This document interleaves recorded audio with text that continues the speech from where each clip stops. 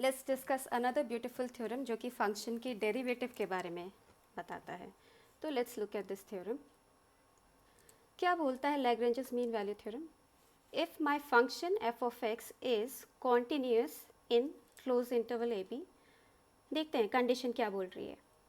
अगर आपके पास क्लोज इंटरवल है, लेट्स से यहाँ पे A B is a close interval, इसमें मेरा फंक्शन कॉन्टीन्यूस है और ओपन इंटरवल ए बी में डेरिवेबल है. दोनों बातें कैसे होल्ड करती हैं कि अगर मैं फंक्शन बनाऊं और मैंने पेन नहीं उठाया और मेरे पास कोई कॉर्नर पॉइंट्स नहीं है, ओके, तो मैंने इस प्रॉपर्टी को सेटिस्फाई किया. कॉन्टीन्यूस है, डेरिवेबल है. Continuous means I am not going to lift my pen. Derivable means यहाँ पे कोई भी कॉर्नर नहीं आना चाहिए, कोई भी वर्टिकल टैंजेंट नहीं आना चाहिए. Okay, so let's say this is my function and let's say this point is my A and this point is my B. Okay, now what? Now ये देखने से पहले कि ये क्या कह रहा है, let us find out slope of this line AB. ये लाइन AB का कुछ स्लोप है मेरे पास. कैसे निकालते हैं हम लोग slope? Exactly, okay, rise over run. Okay, so ये अगर मेरा डिस्टेंस है, ओके, व्हाट इज दिस? ये पॉइंट क्या है? ये पॉइंट f ऑफ A है, राइट? ए पर फंक्शन की वैल्यू. और ये पॉइंट क्या है आपके पास? एफ ऑफ बी है. ठीक है, तो ये डिस्टेंस क्या हो गया? F of B minus F of A. Okay, बहुत बेसिक बात है. स्लोप कैसे निकालते हैं? F of B minus F of A. और ये डिस्टेंस हो गया आपके पास बी माइनस ए, ये पूरी डिस्टेंस. तो ए बी लाइन का स्लोप क्या हुआ? ए बी लाइन का स्लोप आपके पास हो गया इस F B minus F of A upon B minus A. ये आ गई आपकी स्लोप. अब थ्योरम क्या कह रहे हैं? थ्योरम कह रहे हैं कि there will exist c. A b में एक सी एग्जिस्ट करेगा where f prime of C is equal to इस स्लोप के. ठीक है, डेरिवेटिव का क्या मतलब होता है? फंक्शन के डेरिवेटिव का मतलब, ठीक है, दो बातें होती हैं. फिजिकल ज्योमेट्रिकल मीनिंग, ओके, एक तो ये होता है कि it is nothing but tangent, slope of tangent at that point. Okay, it is nothing but slope of tangent at that point. Okay, तो इन दिस केस ये बोल रहा है देयर एग्जिस्ट अ सी जहाँ पे इस ग्राफ का स्लोप जो है और इस लाइन का स्लोप सेम हो जाएगा. कैसे ड्रॉ करें? आपको दिख रहा है? अगर मैं ये कोई पॉइंट ले लेती हूँ, यहाँ पे जो लाइन का स्लोप है और ये ब्लू लाइन का स्लोप है इज द सेम, और I could have taken this point, right?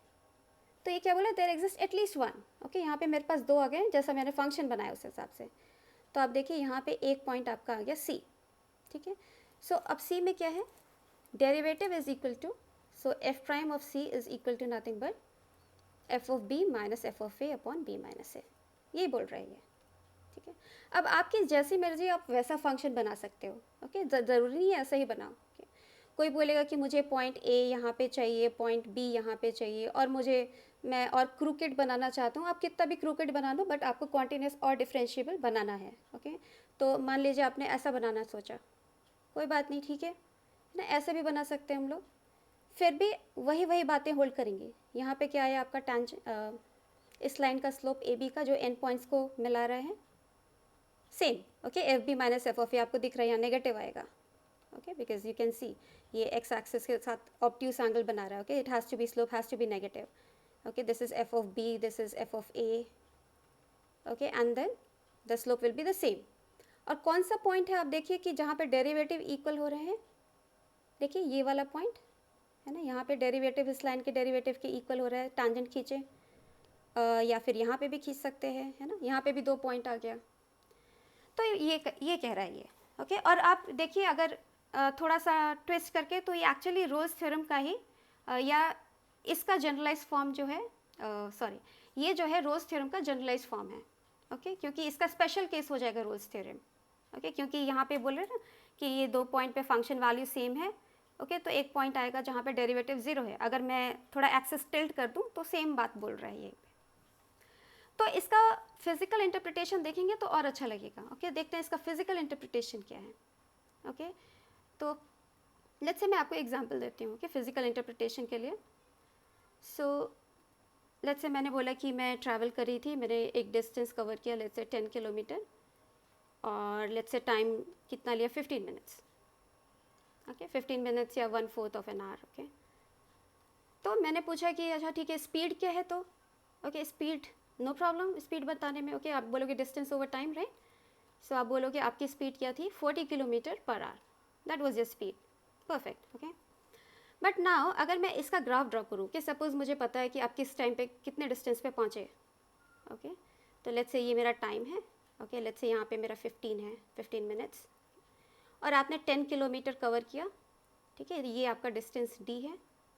आपने ज़ीरो से शुरू करा. ओके हर टाइम आपको पता है. ओके सो आप यहाँ पे पहुँच गए ऐसा. ठीक है 10 किलोमीटर.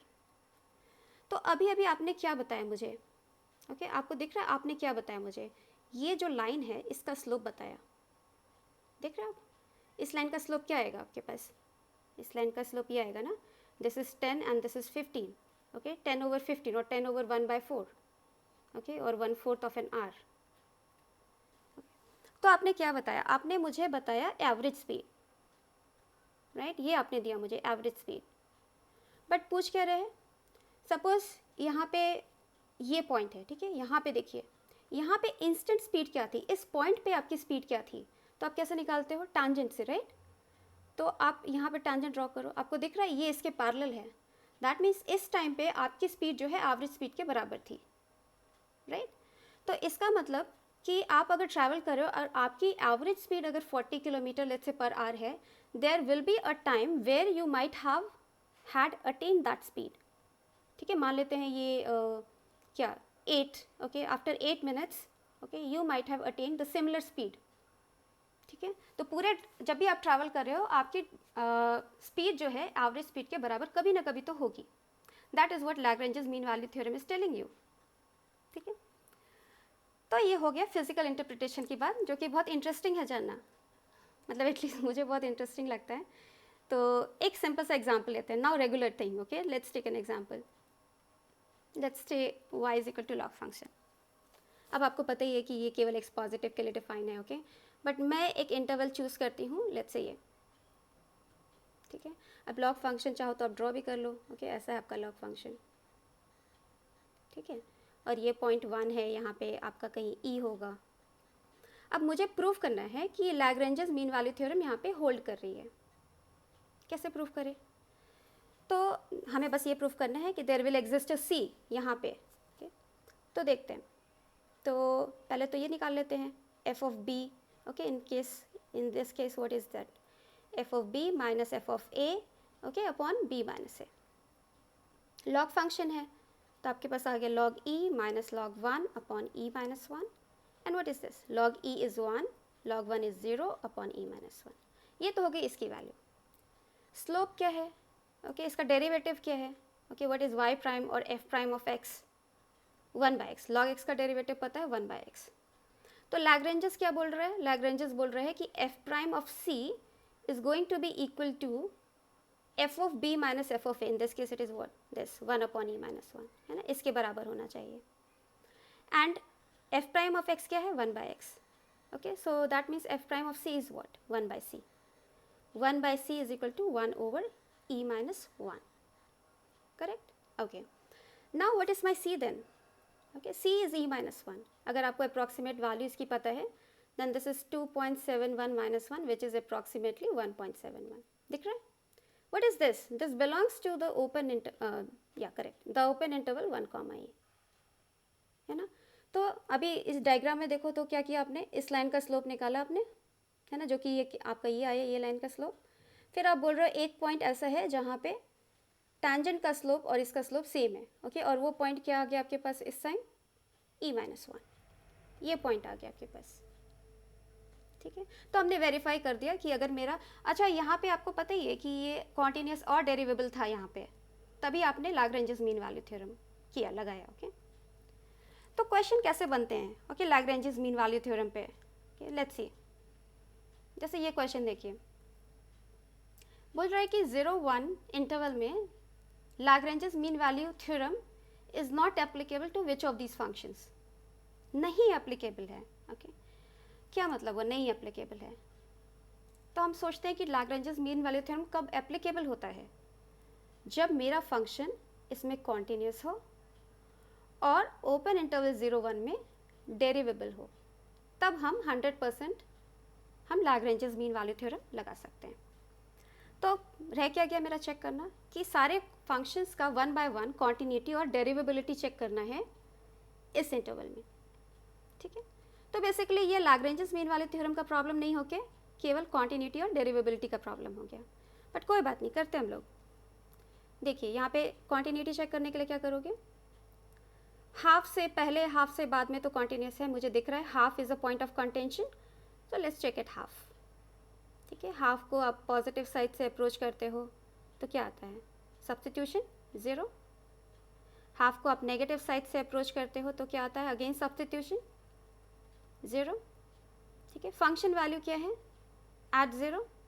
एट हाफ इट्स 0, सो आपका आगे is continuous at half and every other point. Why are we interested in half? Because half is inside this.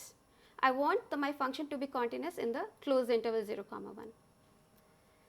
Derivability check करें, कैसे चेक करते हो डेरिवेबिलिटी? कई तरीके से चेक कर सकते हैं हम, सीधा सीधा डेरिवेटिव निकाल के चेक करते हैं यहाँ पे, -1 when x is less than half, 2 times half chain rule लगाया into -1 when x is greater than or equal to half. अब देखते हैं हाफ पर लिमिट एग्जिस्ट कर रही है कि नहीं कर रही है। एफ प्राइम पर हाफ फ्रॉम नेगेटिव साइड से अगर आप अप्रोच करोगे तो लिमिट -1 आ रही है, हाफ को अगर आप पॉजिटिव साइड से अप्रोच करोगे तो क्या आ रहा है, देखो हाफ रखो ये 0 हो जाएगा, ओके, सब्स्टिट्यूशन ये 0 हो गया, दीज आर नॉट इक्वल, ठीक है। तो क्या है आपके पास, not derivable at half, okay.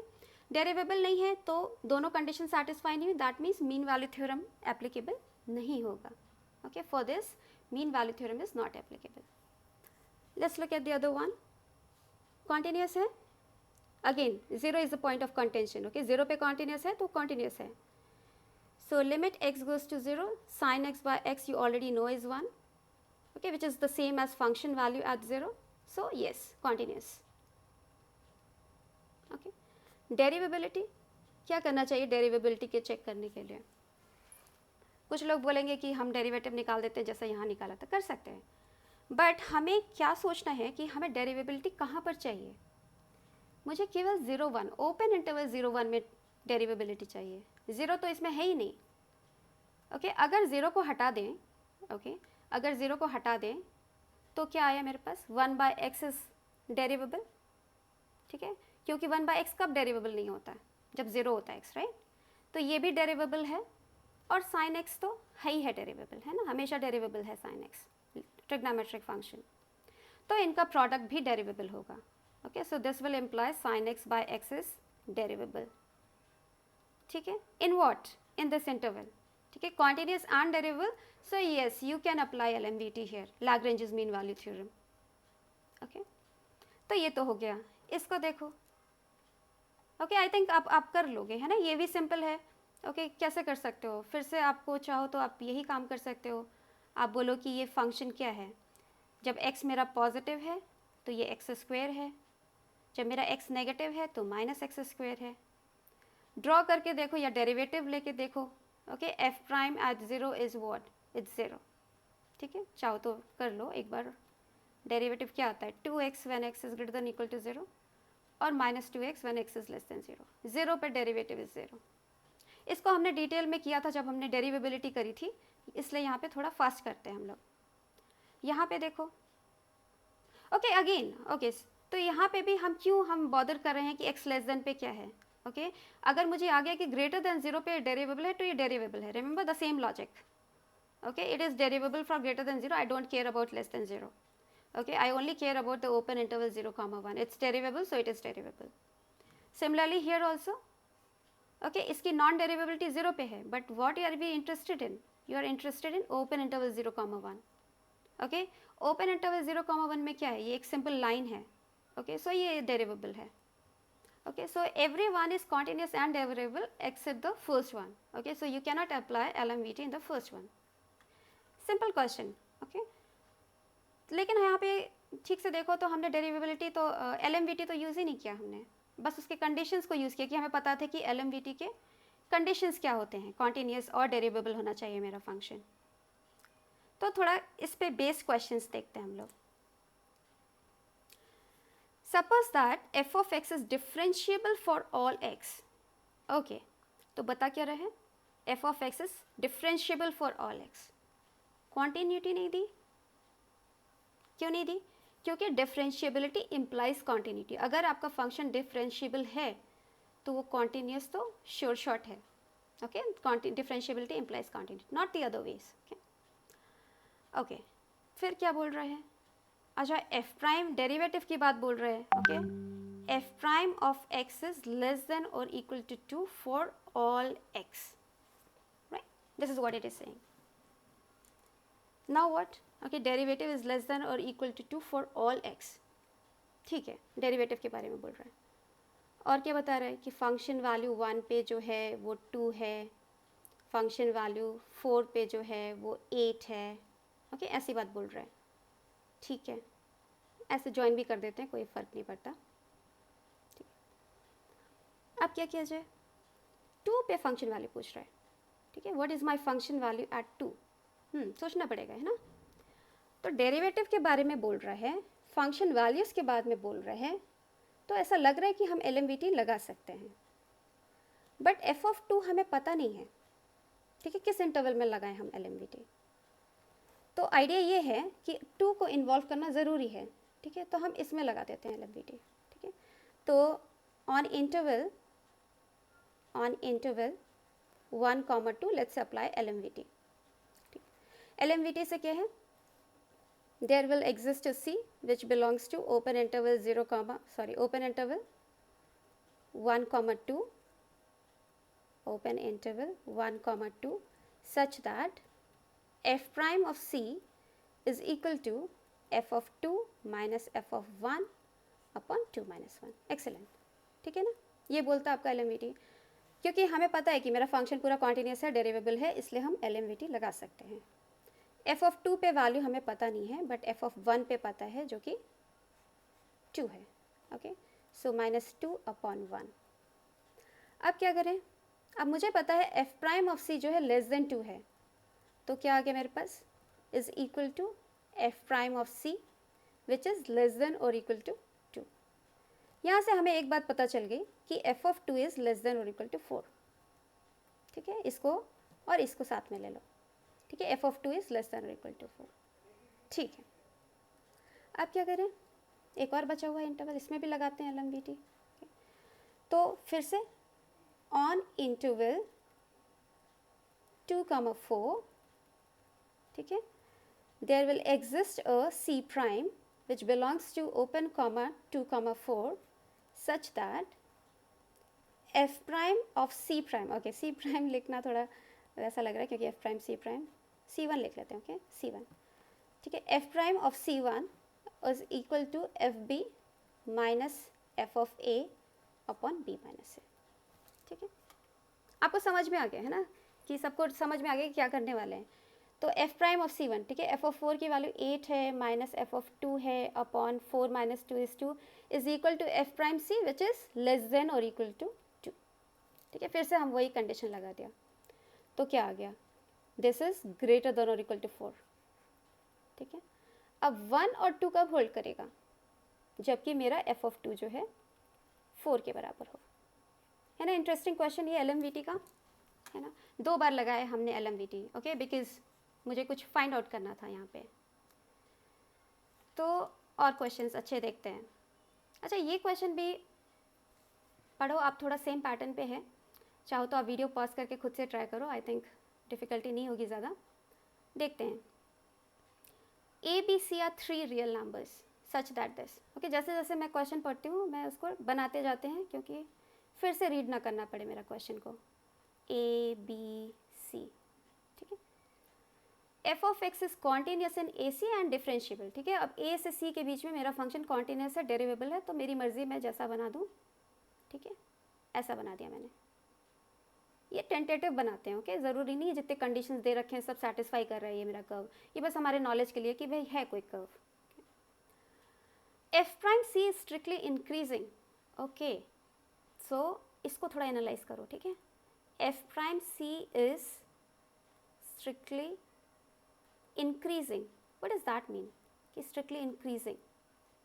मान लो मैंने एफ प्राइम का कर्व बनाया, ओके, मान लो this is my F prime graph, okay, with respect to X, okay, तो इंक्रीजिंग है, मतलब कुछ ऐसा है ना, स्ट्रिक्टली इंक्रीजिंग है।